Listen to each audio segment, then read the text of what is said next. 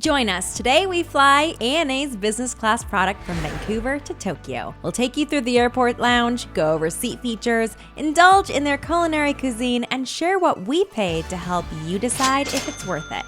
I'm Anna, and today I'm joined by my boyfriend, William. Let's go. We start our journey at the Vancouver International Airport, where we're greeted by the ANA staff. Good afternoon, ladies and gentlemen. Thank you all for waiting. ANA member style check-in counters are now open. After getting our boarding passes, we make our way to the lounge, but not before admiring some of the beautiful artwork displayed in the international section of the airport. Vancouver International Airport is also pretty easy to navigate, which is a huge bonus. We wanted to say thanks in advance to the flight attendants taking care of us today, so bought them some Canadian treats from one of the gift shops nearby. Side note, after 10 days in Japan, we realized that they have way better maple treats there. It is the thought that counts though, right? With our business class seat, we have access to the Plaza Premium Lounge, where we got some eats and settled down for a few hours before heading to our gate. It's a fully stocked lounge with food, drinks, and plenty of seating. While we look at all the offerings, it's a great time to tell you that this channel is going to be focused on flights and luxury hotels. So if you're interested in that sort of content, please like and subscribe. It'll help me out a lot. Thanks. Today we're boarding at gate D70. It was quite busy and boarding hadn't started yet, so we looked at some beautiful planes nearby. Check out Lufthansa's double-decker. Ugh, my dream. I'd love to fly that one day. And here's our plane, the 7879 or the 789. While we board, let's talk about the flight map. It has 215 total seats with 2 sections dedicated to business class, a premium economy section with 21 seats, and 144 economy class seats. I'm seated at seat 6C today. Whew, that's a tongue twister. And William is in the seat in front of me. First impressions of the cabin, clean and spacious. The color scheme is navy blues with oak-like finishes. What do you think of the interior? I'm undecided on whether I like the colors or not. The business cabin is in a 1-2-1 configuration, with the table storage alternating between being on the aisle side or the window side. So if you want maximum privacy, I would choose one with the table against the aisle.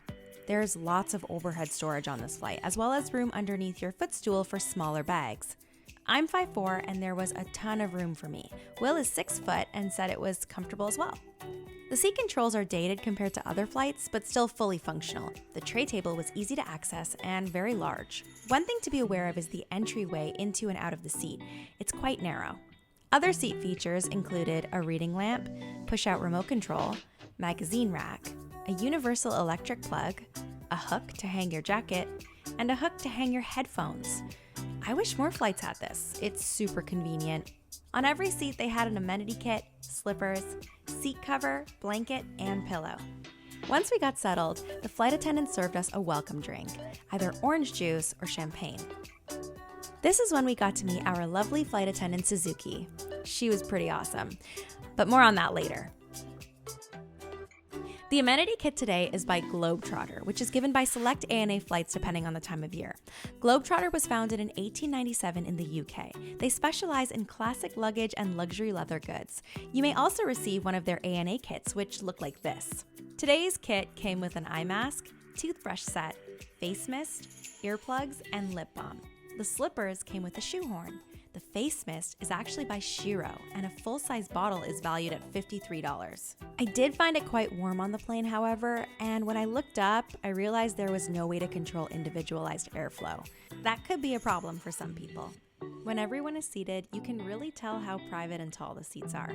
Being a little nitpicky here, I did notice the wear and tear of the seats, which you can see here. Still an overall clean cabin in my opinion, though. This is when they played the flight safety video.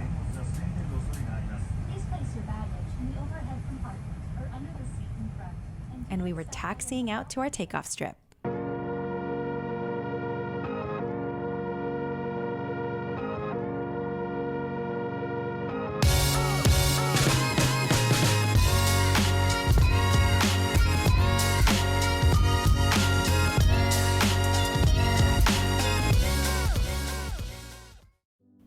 Meal service began as soon as the seatbelt sign turned off. The menu was extensive, with a huge selection of alcoholic drinks and a choice between a Western or Japanese meal.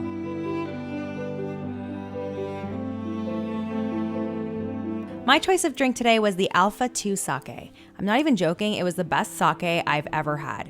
It was sweet without being overbearing, slightly fizzy, and even had a hint of apple pear. It's served special for March and April, and it actually comes from Nara. Will and I both opted for the Japanese cuisine during this flight. The amuse-bouche was a mushroom mousse tartlet and an apricot wrapped in koppa ham. The zensai, which is a selection of morsels, was king crab meat and broad beans with potato sauce, surf clam with vinegar miso sauce, jellied monkfish liver, and simmered lobster in soy-based sauce. Then we got the kobachi, which were tasty tidbits. Today it was marinated scallop in soy-based sauce. And the sashimi served today was seared tuna and kelp-cured sea bream.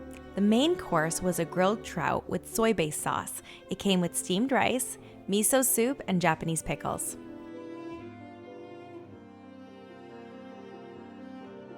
Even the dessert was extensive. There were cheeses, fruit, and gelato. It really was a lot of food, and I couldn't finish all of it, but I absolutely tried everything, and I loved it. My favorite was the main course and the amuse-bouche. Bathroom break! The bathroom had all the essentials that you needed, including mouthwash, face masks, and toothbrushes. It was incredible to see that they had a bidet for the toilet, and there were feminine hygiene products available. I gave myself a mist of the Shiro face spray to test it out. It felt fresh. I think that's what you're supposed to feel. When I got back to my seat, I turned it into a bed using the seat cover and the duvet and settled in for the night. I woke up a few hours later to watch a movie on the in-flight entertainment system. There was a plethora of options to choose from, and the headphones were comfortable. We were served some rice crackers as a snack. These were so good, I actually asked for an extra pack to eat the next day. I also asked for a coffee, and that's when our flight attendant, Suzuki, brought over the most amazing treat.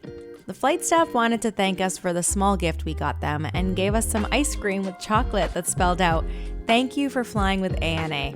I've honestly never experienced something so special and personal on a flight before, and I was truly surprised and thankful for their amazing, polite, and professional service. Suzuki urged us to try their Ippudo Ramen, and let me say, Will and I were absolutely floored at how delicious and creamy this ramen was. Probably the best ramen I've ever had, point blank, period, and Will agrees.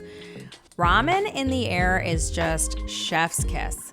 For some insane reason, William was still hungry enough to get the other meal service. I was way too full. It was butter chicken with some bread rolls. William said it didn't taste like the butter chicken we had at home, but it was definitely delicious nonetheless. We were exhausted as we approached Tokyo in the late evening. It was my first long-awaited trip to Japan, so seeing the lights below felt really magical.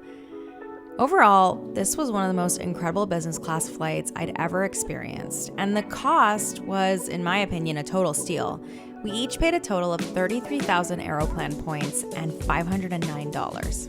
What really brought this flight to the top of my list was the hospitable and kind flight staff who really treated us like esteemed guests. What a special crew. We will never forget them. Thank you, ANA, and we cannot wait to fly with you again.